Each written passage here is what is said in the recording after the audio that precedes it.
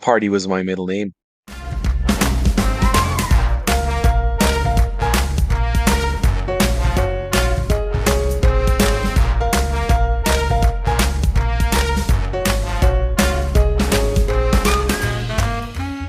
Now I got to open up my thing. I think we have a podcast going here, dude. So we're podcasting now. I don't give a shit. We're recording. Okay. You can do whatever you want with it. Yeah. You can record all this shit and put it on a regular podcast if you want. Yeah. Well, we don't know because we'll just get caught up and something interesting will happen here. Yep. I think it already is. But I've got this might be another one for our new podcast. So yeah, that's true. We could spin it into that too. But I'm sitting on, I got to open up my Microsoft Word here. So my biggest story right now is a bunch of stories, a bunch of fairly sizable stories. And it is right now 51 pages. And all of them have, it's kind of like a common theme in them, or like a thread that kind of weaves them all together. But there's one, I think there's I've got 4 written in here. And that's where the one there's a couple of really racy ones in here because I wrote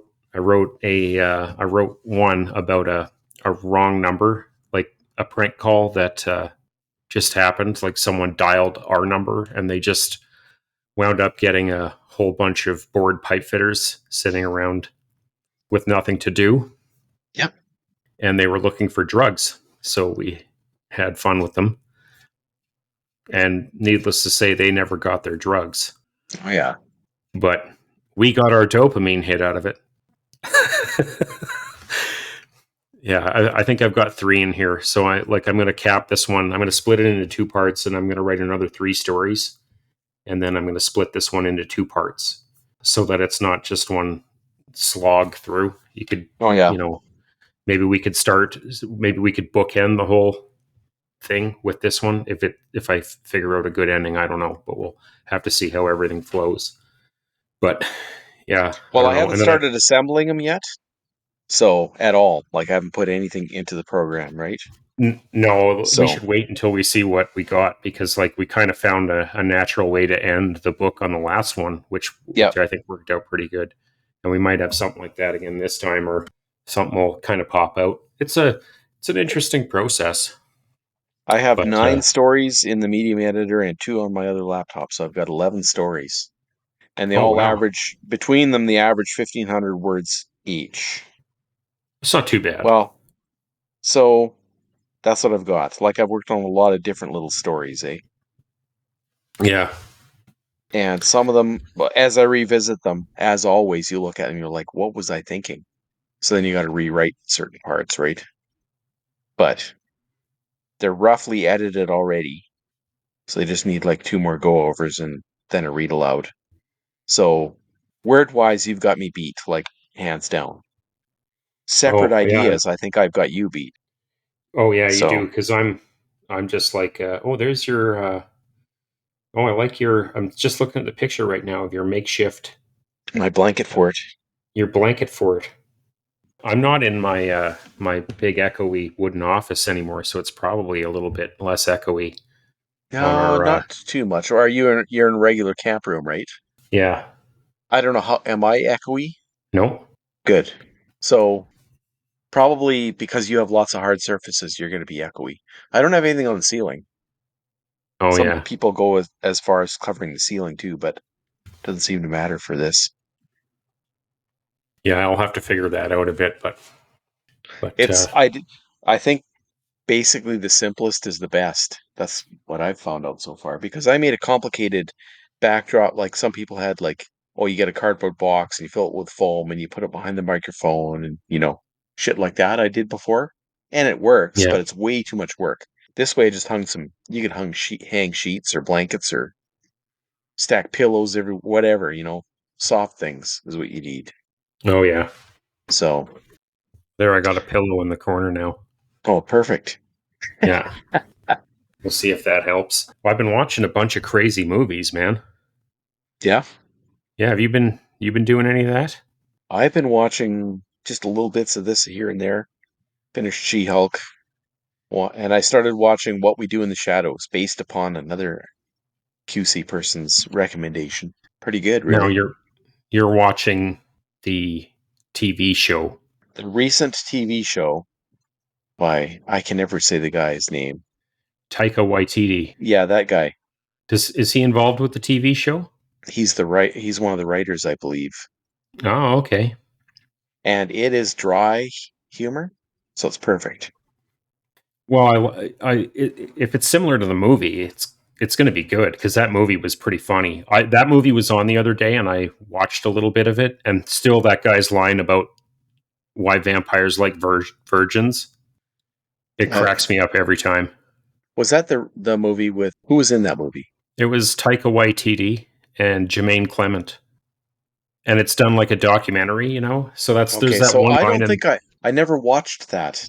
really, No, oh, you should give it a spin. You'll love it. it You'll seems like love it. it's based upon Dark Shadows, Uh, which is a gothic type daytime drama, wasn't it? Originally? yeah, that older TV show. I think it was like a Yeah. '70s TV show, Yeah, '60s, with '70s, Barnaby somewhere in there. Collins, the Yeah, they. vampire, and I can't remember the name of the werewolf. But anyway, Quentin was the name of the werewolf. Mm, And they made a movie because of course Jack Sparrow should be a vampire. yeah, that was the Tim Burton Totally remake. didn't make any sense and I didn't like that movie. But anyway, that's why I never ever even considered What We Do in the Shadows because I assumed it had something to do with that. But this TV show is way better. It's totally irrelevant and for instance, the line last night that the one vampire had said about her childhood. It's one of those ridiculous things that no one else will probably find funny, but we were so poor, we had to burn donkey dung for fuel, and when the donkey dung ran out, we had to burn the donkey. Stuff like that is what it's built out of. There was a line in the movie version of it, like it's got to be similar to the movie. But there was one where the guy goes, like, you presume that they're asking him why vampires like virgins, Hmm. and the one guy's like, "Well, I like to think of it like as if you were eating a sandwich." He's like, "You'd enjoy it a lot more if you knew no one had fucked it."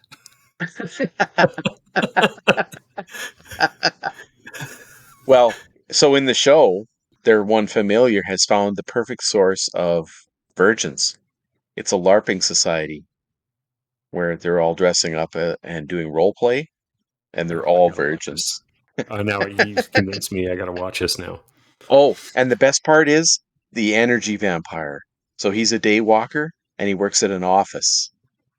And he just walks up and sucks the energy right out of people by talking to them in a boring fashion. Oh God, that might be me.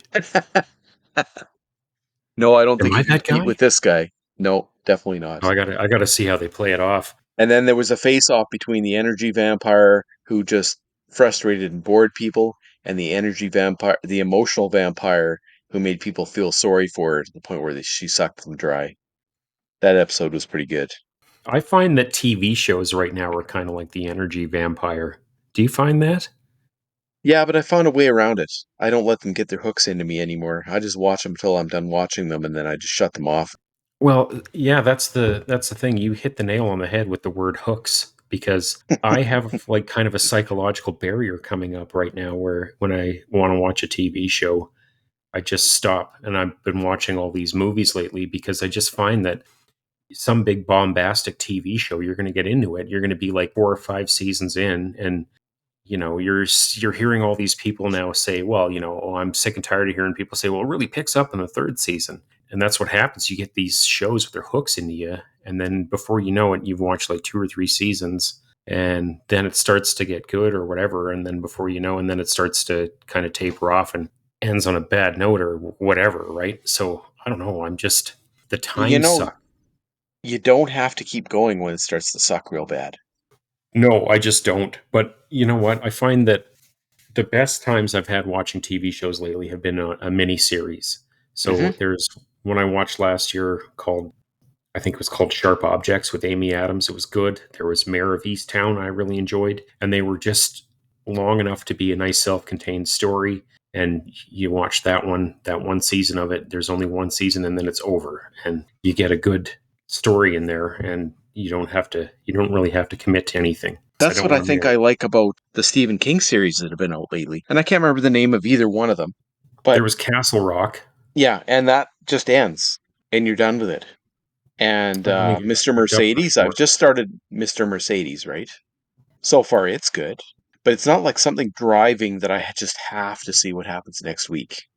I can watch it for a while and then not watch it for a while, you know? I think that's the key is to not get hooked so bad. The worst one ever was The Walking Dead. The Walking Dead really treated me cruelly and my wife as well, to the point where season 8, we're like, you know what? If we never even know this show exists anymore, we'll be fine with that. Is that the Glen Because season? no, it was the next season after the Glenn season. We toughed Uh, it out one more season, and then afterwards we were like, why did we even do that? the Glen season is where I jumped off, and I knew that that was coming because I'd seen it in the comic books. Mm-hmm. It just felt mean. Mm-hmm. And the show was already quite mean to a whole bunch of Oh characters, yeah. but the Glenn was the fan favorite. Like it just felt Oh yeah. Talk about just an emotional vampire. That show is an emotional vampire. It bends you over, and then after doing it to you, it sucks you dry. Just drops you in a bag, in a heap on the floor. Then you crawl away, and then after you recover, you come back for more for some reason. yeah, it was just I don't know. It's just an onslaught of misery. Like Oh just yeah. oh Give them a little bit of happiness, and then just when they're least expecting it, just slap them in the back of the head, punch them in the kidneys, trip them.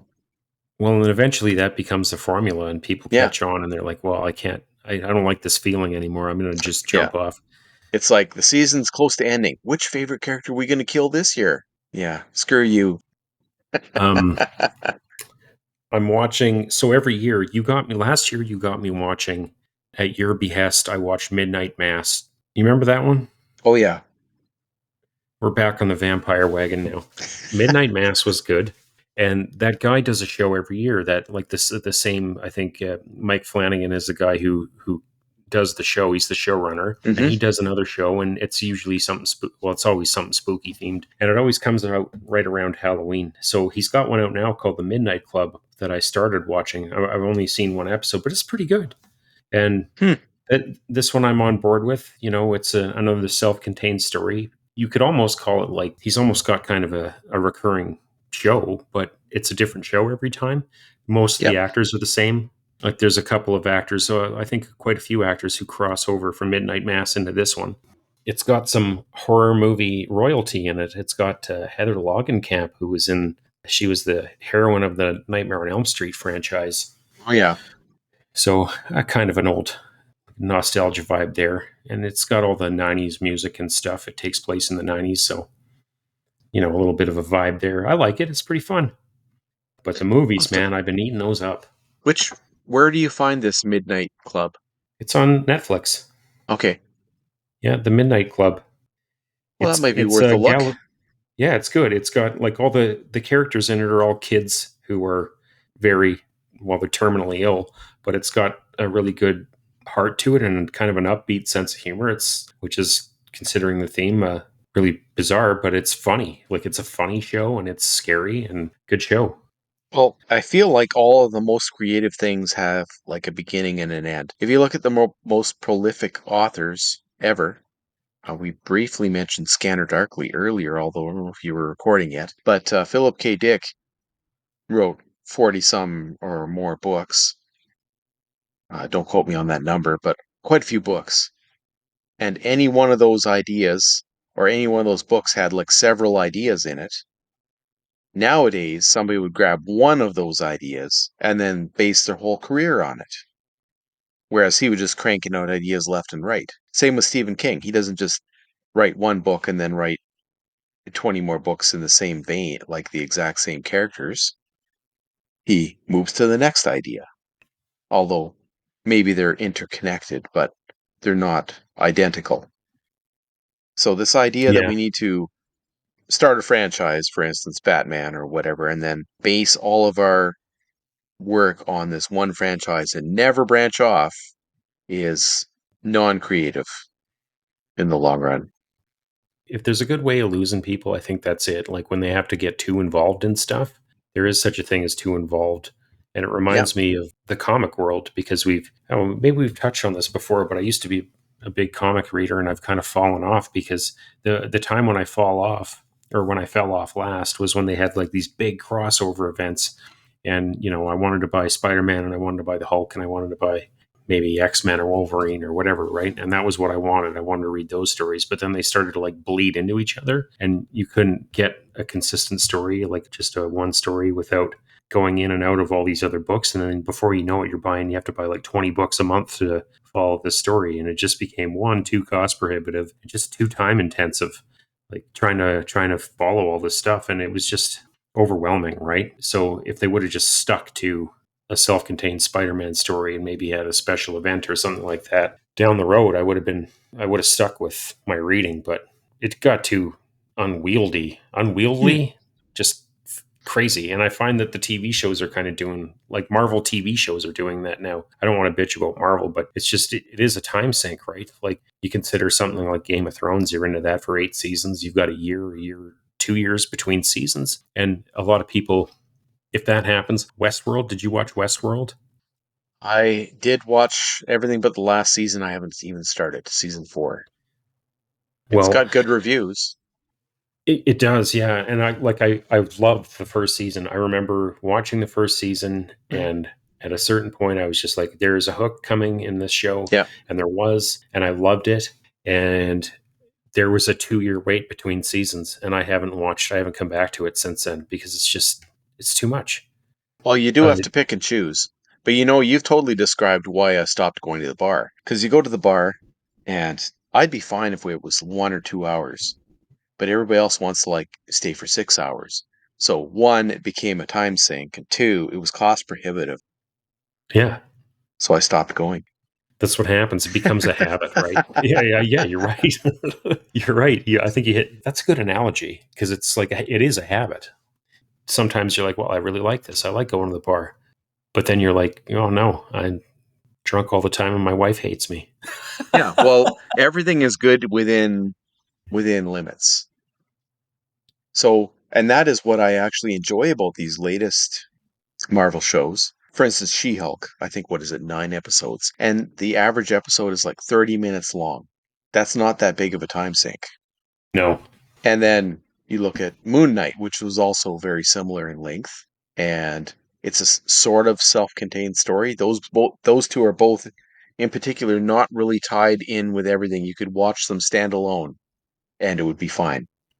I enjoy that about those two Yeah. particular shows, as opposed to, for instance, 90% of the things on Netflix where they expect you to tie in for 5 seasons or whatever. I mean, Yeah. sometimes that's okay, but in general, I just have too many things on the go, like life and stuff. It's hard to kind of balance it all out, get the entertainment stuff all in there. The other thing too is like my kid, she got us watching this one Netflix show. I can't remember what it was called, but it was pretty good. It was like a girl who finds out she's got like crazy Akira superpowers or something like that. Oh yeah, Anyway, they had one season of it and it was fun, dirty mouth kind of humor and stuff like this, and a pretty compelling main character who had all the things that you want to see. And then they canceled it right away. And, they've been canceling all these other shows that it's kind of, you want to watch the show, but you just don't know if it's going to see the light of day after one season. And you're going to get tripped up, invested emotionally in a show, and then it just gets canceled. So it's yeah. sometimes I think people are, I I think know is that this, one show called Jupiter's Legacy? Does that sound right? A superhero oh, there's, show, yeah, that's a which is superhero only show. one That only, season available, and it got canceled. yeah. I watched the first episode, and then I found out it got canceled. I was almost interested, and I was like, well, you know what? The story doesn't end. I'll never know what happened, so I got to stop watching this. Yeah, there's What's the no point. point? It's Sandman is another one. I don't know if Sandman is going to get picked up again, but I know a lot of people started watching Sandman, and for a lot of people, that was their first foray into the character. Foray it was their 4A. first Yeah. introduction to the character. I'm not going to edit that out. I'm just going to sound stupid all by myself. Their first expedition. Their first. Yeah, expedition. That's a great word. And so they got into it. They watched it. They love the world. They love the character. They love all the side characters and all the side stories and all the where it's going and everything like that. And then, whoop, the rug gets pulled out, and there's no more Sandman that's going to happen. I don't think, unless it gets picked up by another streaming service. And what was the point of watching that in the first place? So I'm just a lucky guy. I got the comic books at home, and I can read them anytime I want. Well, I guess everything doesn't have to be a show either, you know? No, no. We talked about this with the Preacher show and the versus the comic, and I think it was in retrospect. I'm getting to that stage like where when I was younger and there I was reading all these comic books and stuff. I really would have liked to seen them on the screen, and the big ticket at the time was a movie. Like if they were going to do a TV show of it, you knew it was going to be a piece of shit. Yeah. So you just prayed that they never took your favorite thing and turned it into a TV show because it was garbage. It was going to be hot garbage. But you'd get a movie of it, and there was just so many things like Sandman and the Preacher that if you knew if they did a movie of it, it wouldn't live up to what you read in the comic book because the story's so big. And you knew nobody was going to want to do like some big epic Lord of the Rings groundbreaking movie series or whatever. So they just kind of went the way of the dodo. And then when they started figuring out that there was an audience for this stuff and money in these properties, and they started trotting them out, kind of doing them either half-assed or missing the point. Now I'm at the stage where I'm like, you know what? It's okay to just leave this as a comic. I like it as a comic or as a whatever it was, novel or whatever, and just don't do it because it's sometimes just not the right thing. And Sandman has that Preacher effect. We talked about that before, where it was like Preacher had lightning in a bottle Yep. when they had the graphic novel, and the Sandman was this. I found it more of the same thing. If you want to watch it, the story's all there, like all the things that happen in the story are there, and the actors are all good, and the directing is kind of good. But it lost my But interest. I think yeah, I don't know. I got like six episodes maybe in, and I just couldn't go any farther. well, that's where it kind of fell off too. Like it ends. It's got a pretty weak ending, and about a third of the way through, once it's kind of a funny story because there's three kind of I want to Acts, say yeah. three kind of separate plot lines that get resolved in that season. And by the time you get to the what the third one is, it's just kind of stupid. And it worked really well in the comic book, but it just I don't know if they handled it clunky or if it was just bad directing or I don't know what, but it just came off dumb. Yeah, it comes off dumb. I don't know. Some people really like that one, and I went back as I was watching the show. I went back and I read the whole comic book, so I had it fresh. I had all that stuff fresh as the show was going on. Yeah, it just comes off differently in the comic book, and I don't know, Hmm. better. I'd say kind of like Star Wars. You know, they had one guy behind the whole thing, and he kind of came up with this whole idea. And now that other people are kind of walking away with it, it doesn't feel the same. It's missing stuff, and the parts are all there, and everything's moving in the same fashion, but the magic isn't there sometimes, and sometimes it is. I think it's a really difficult thing to get that put that smoke back in the bottle or the lightning back in the bottle or whatever. But Well, if you're intending to write a story or make a movie or whatever, and you have a backstory for the characters, and then you have a main story, there's never any need for everybody to actually know the entire backstory no, because it's fodder for your main story. It's just like yeah, if you're turning wood to make a vase, right? Or a vase, however you say that on a lathe. The main event is the finished project, right? No one wants to see the sawdust. So why do we need all this prequels? That's sawdust. why you know what just popped into my head here. A couple things I want to watch. There's a prequel out right now to a movie that I watched last year that I recently rewatched and changed my mind about, and it's a prequel, and I'm dying to see it. Which one's that? It's called Pearl. I don't Have know you if heard of I've heard of Pearl? that one. No. They did a horror movie set in the late 70s called X, and I watched it when it came out earlier. No, it was earlier this year. I watched it and I was like, "Oh, that's okay." But then I rewatched it with my wife, and I wound up really, really liking this movie. And I found out that they'd shot Pearl and X back to back, and Pearl is a prequel to X, and I'm Hmm. apparently it's really good, but they're not playing it in the theater where I live, so I'm going to have to wait until it comes out for rent or something like that. And I really wanted to go to the So, theater to see it. so the Bummed. only thing is that they shot them back to back. Then Pearl is actually the first movie, and X would be the sequel, Yeah. Well, I thought, right? You but know what I X mean? They came out didn't. first, They didn't and go back 5 years later and go, "Oh, you know what? We should make that." Did they? no, no, that was conceived as kind of one thing, and they just did it Yeah, all at the same that's time. what But I mean. yeah, It'd be as I if think they we actually. made a vase, right? We turned a vase, right? But we kept all the sawdust in a box, and then 10 years later, we're like, you know what? This vase is great. Why don't we go back and look in the box of sawdust? That's what they continually do. Is go, we made a really great vase. Boy, can you remember that vase we made? Why don't we try to get that magic back by looking at where we made it from? That doesn't make any sense. I was trying to describe the other day the Star Wars to someone who hadn't seen them, and they're like, "Do you like any? Like, there's all these new Star Wars movies. Do you like any of them?" And I said, "Well, listen. Here's how it is with me and Star Wars." I said the original Star Wars movies are like Shakespeare.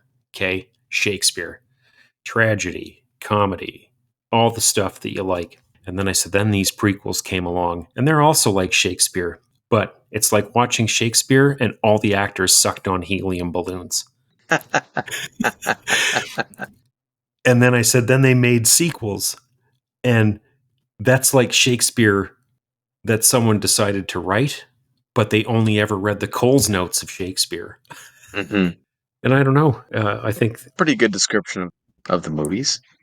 you're the only one who's laughed at Yeah. that, Tim. So I just got to say thank you. Like I worked really hard on that joke. I'm thinking of Misa. That word, for instance, might be done with helium. Oh yeah. Oh, that Jar Jar Binks was like a helium balloon Yeah. all to himself. He was a You know, helium all the balloon. Gungans, Yeah. they just lived in helium balloons under the Yeah. sea. Yeah. Everyone's down there sucking helium. Yeah. We should do an edit of this, the Phantom Menace helium cut. Yes. Number three was, it had its moments. I like number three. Well, they all have their moments, but Oh, they're, yeah. I don't know, it took me a long time. I saw the Phantom Menace like 6 times, and then about after number 6, I was like, maybe this movie's shit. It took me a lot to admit it, but I did. Yeah. And then Back I still back into went the back into the sawdust box, eh? back in the sawdust Let's box. make an And you know what? effigy out of sawdust. That's right. And then before Disney bought the property, they released the Phantom Menace as a 3D movie, Tim, in Hmm. the theater. Do you remember this? I saw it. I went back to see it again too. Number 7 times in the theater. But you know what? Who I doesn't like really a good can't. pod race? The pod race is phenomenal, and that lightsaber fight with Darth Maul is Yeah. just the shit. I'll suffer through the rest of that flying guy and the horrible age gap between Natalie Portman and her love interest. Hmm. That's rough. And all kinds of other stupid stuff. Skinless 3PO, what's the point of that? Hmm. I remember thinking at the time when that movie came out, I'm going to go off, we're going off on a Star Wars tangent. I hope that's okay with you. Well, whatever. You've Back into just, the you've sawdust just box. yeah, we're in the Sawdust box now. You've just drudged up some repressed memories. I remember getting out of that movie thinking, why the fuck does everything have to be connected? Like, how come R2D2 had to show up in this? Why? I don't want him there. He doesn't belong in this movie. And I kind of resented the fact that they thought I needed that or that everyone needed that stuff. Like, if he wouldn't have been in the movie at all and he would have come in later on or down the road or something like that, Hmm. or, you know, Imagine a 90-year-old iPhone. yeah, Would you okay. have that? No. That's bullshit. That whole idea that a droid, which is, basically a fancy iPhone, could have that kind of longevity. It wouldn't. Fuck around. You're batting 1,000 here. You just blew my mind. Because by now they would have been, able to speak words and shit. Well, some of them do. Yeah, some of them do. That's, And the other ones wouldn't be around anymore because they'd be the equivalent of a Nokia. well, I wonder who makes these things. Like now I'm curious about this because there's have you watched I watched the first episode of this Andor show and they got a little droid that rolls around. He's not like in Star Wars they got the C3POs. He talks, right? And then there's other droids that are like him. They talk, and you notice that all the humanoid ones usually have some sort of speech that's Hmm. understandable. That isn't just bloops and bleeps and shit like that, right? And then you got your BB-8. He just bloops and bleeps, and your R2D2s they just bleep bleep bloop. Hmm. But then they got this one in this Andor show. I haven't seen the whole thing, but he looks like a kind of an R2D2 thing. He doesn't have any humanoid features and stuff, but he's like those robots in the Black Hole movie. Remember that movie, Yep. The Black Hole? Oh yeah. And there was like the beat up fucker, and Yep. then The there was the iconic other guy who robots. was Yep. yeah, So the good but they robot talk. was round and the evil robot was angular. Well, the evil robot was humanoid, but there was these other two good robots. There was one that was like new, and he was all right, and then there was like an old beat up guy, and he sounded like an old cowboy or something like that. Yeah, but Do you I, remember? I recall the evil robot floating and being kind of angular shaped rather than Yeah. round. Maximilian was his Yeah. name. Yeah, Maximilian. and he was definitely not roundish, whereas the good No, robots he were was like, yeah, round-ish. and they floated and they had Yeah. cute eyes and shit. Yeah. Well, this robot in Andor is like that, but he looks like he's like an R2D. He's got a little lens. He doesn't have any humanoid features. He rolls around, but he talks. Hmm. And it actually, I complain about Star Wars a lot because they do fucked up shit with this show, and I'm not super duper happy with it. But I'm kind of into this one. It's too early to say. I don't want to toot its horn too much because there's still too early to tell. But I like that little robot man. I like that guy because he broke the rules. Like it's something I haven't seen before. A little non humanoid robot that's just like, hey bitch, I talk, Hmm. and I liked it. There's absolutely zero reason to have R2D2 walking around bleeping shit that no one can understand. Well, the kids love it. Oh, I know they do, but so at one time maybe you would be limited to a technological level where you'd have to do that, but eventually you would go, you know what? It'd be easier if we could just, communicate with thought with this thing or whatever. Yeah. You would advance. I've always wondered that I've read lots of science fiction books where they have and seen movies where they have the 90-year-old spaceship, right? Which still functions somehow. Now imagine you had a 90-year-old Ford truck and you went to the store because your motor blew and they're like, "Well, you know what? We don't have any of those because it's 90 years old. So if your 90-year-old spaceship broke down, you're screwed. Nothing will be compatible." Well, do you ever watch? There was like Jay Leno. He's got. Do you know like about Jay Leno? He's a car Yeah, freak. with his million cars, yes. Yeah.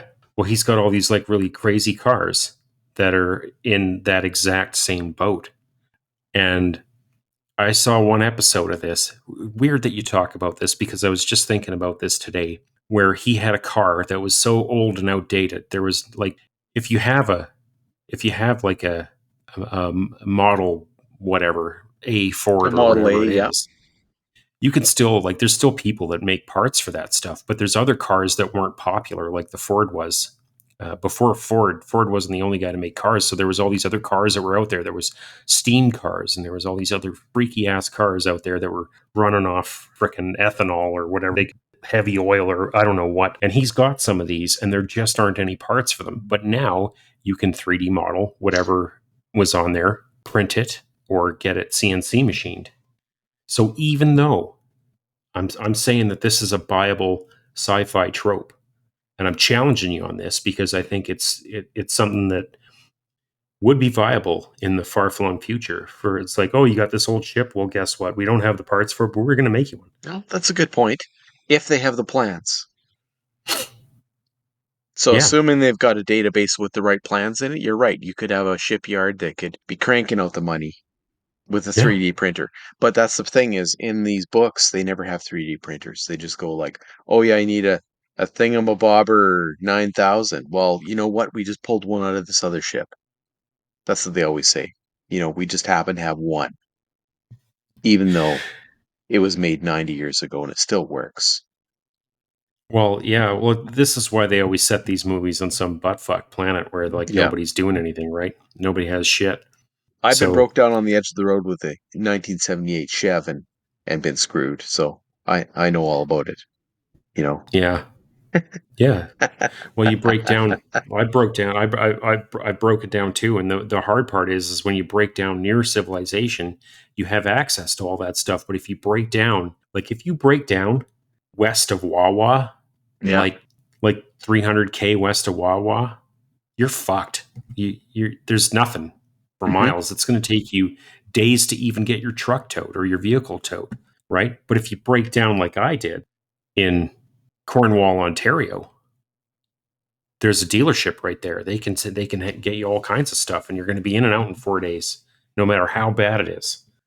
That's the so that's why they always set these movies on some backwater planet where everyone's like just wandering around, picking up nuts and bolts, and making bread out of like some sort of fucking fluff pastry that Yeah. comes in a bubble wrap blister pack. Yeah, and milking space cows. Yeah. Oh God. Don't get me. You're trying to get me ramped up here.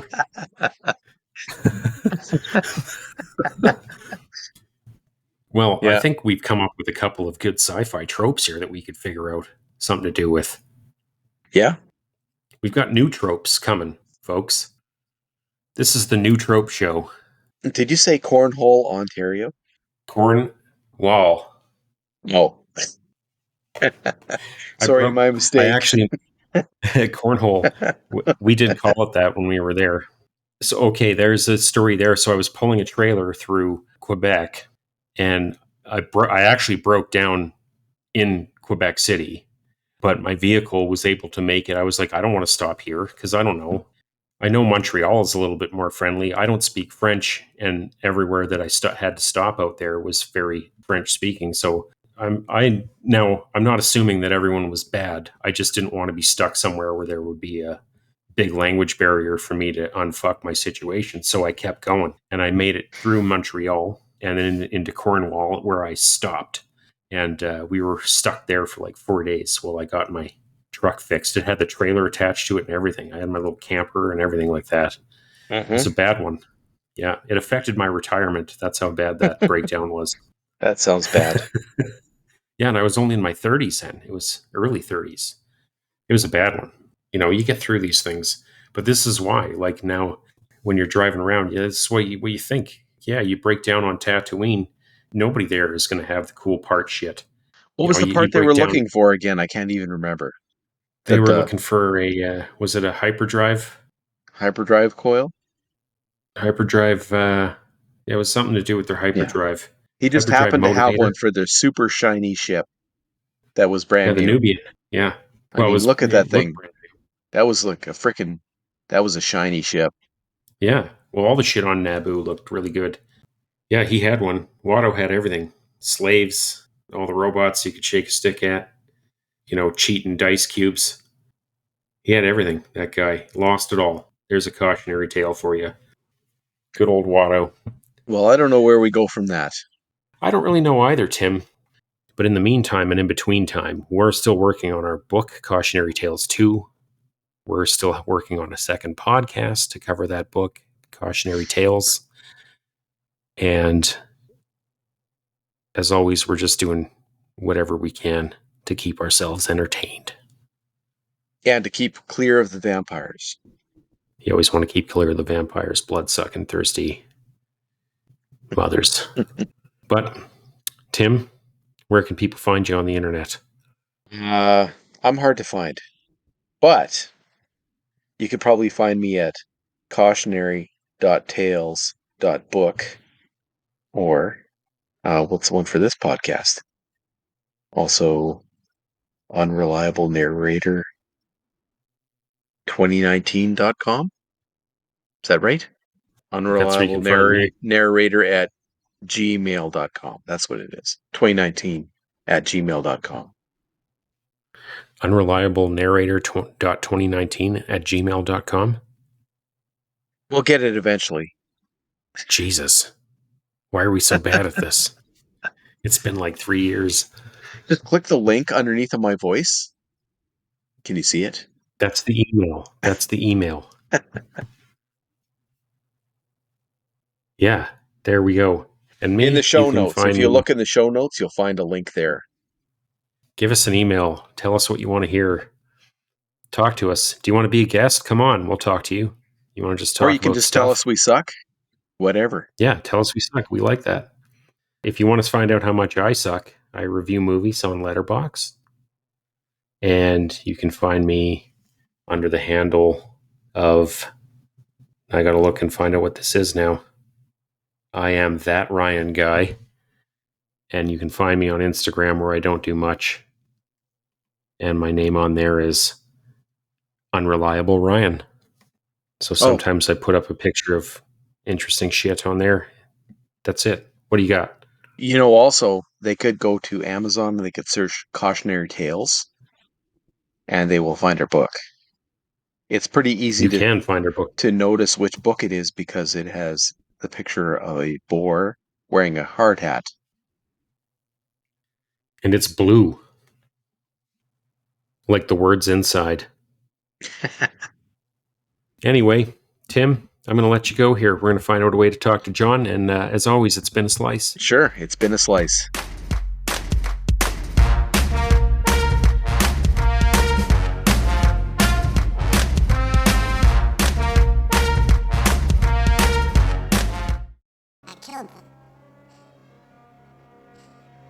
I killed them all.